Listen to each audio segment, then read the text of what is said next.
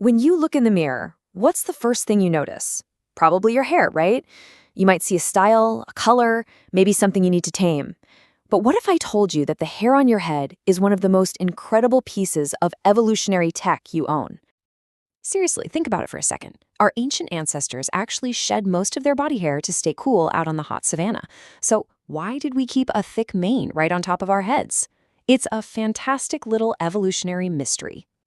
And the answer is just so brilliantly simple. It's not about looking good. Your hair is a natural, built-in helmet, engineered for one primary reason: to protect the single most important and heat-sensitive organ in your entire body, your brain.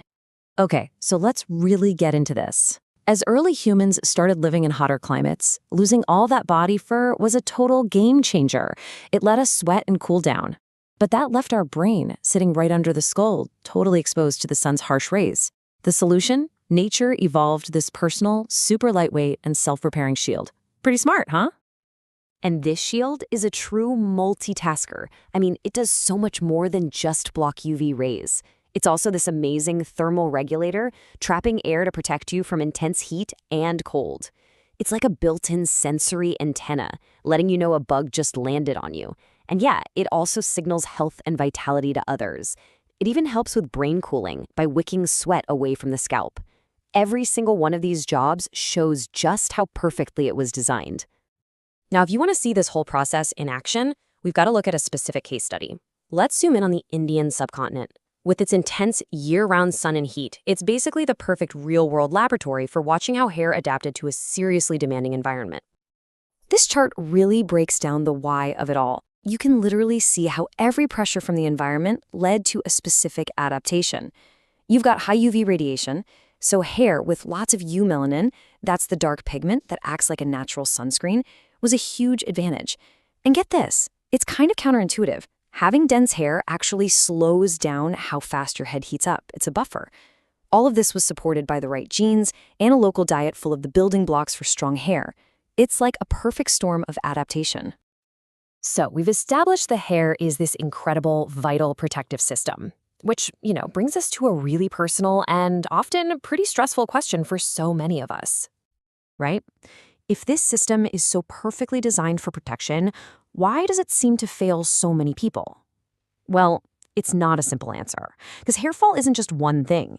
It happens when a very complex biological cycle starts to break down. See, every single hair on your head is on a timer, and it cycles through three main phases. You've got Anagen, that's the long growth phase. Then Catagen, a short little transition. And finally, Telogen, the resting phase, after which the hair naturally falls out. Hair loss becomes a real problem when this delicate cycle gets thrown out of whack.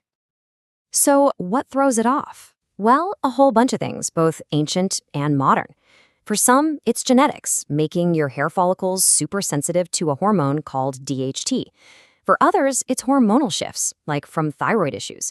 Not getting enough iron or protein in your diet literally starves your hair of what it needs to grow. And stress? Oh yeah. Stress floods your body with cortisol, which can prematurely push a massive number of your hairs straight into the shedding phase. Okay, but here's the thing.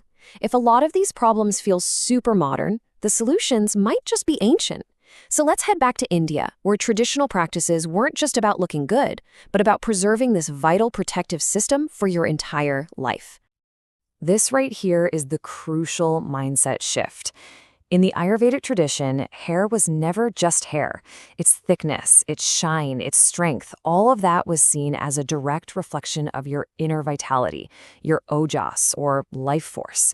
So caring for your hair was the same as caring for your entire self. And one of the most powerful tools in this whole system wasn't some fancy product in a bottle. It was a simple piece of cloth. The Dupatta, or head covering, was way more than a symbol of modesty. It was an incredibly sophisticated piece of personal tech. And this just shows you all the layers of its genius. It was a physical shield against UV rays and heat. It acted like a mask against city dust and pollution. It locked in moisture, keeping hair from getting dry and brittle. It even stopped the wind from tangling and breaking your hair. And on a spiritual level, it was believed to protect the crown chakra, helping you preserve your mental energy and focus. But what's really fascinating is what happened to this practice over time. See, men traditionally wore head coverings too, like turbans, for all the same protective reasons.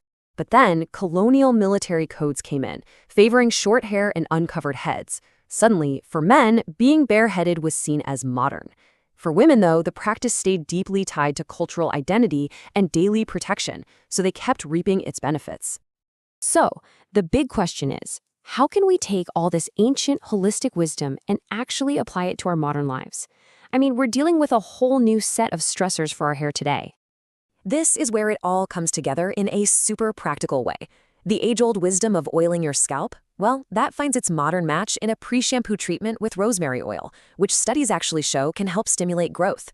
That traditional diet of lentils and ghee, today, that translates to making sure you get enough daily protein. And the protective power of the Dupatta, it's as simple as wearing a hat or a scarf when you're out in the sun or in a polluted city. And at the same time, we've got to be smart about the unique stressors of our time.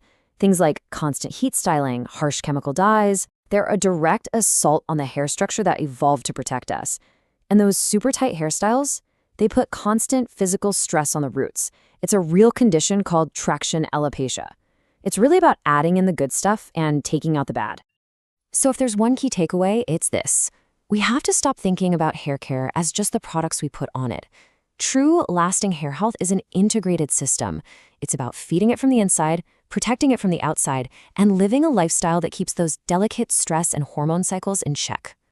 Which leaves us with one final thought to chew on. In our constant search for the newest high-tech serum or the latest miracle treatment, have we maybe been overlooking a much more powerful solution that's been around for centuries? Maybe, just maybe, the most revolutionary step forward for our hair is to simply take a good, long look back.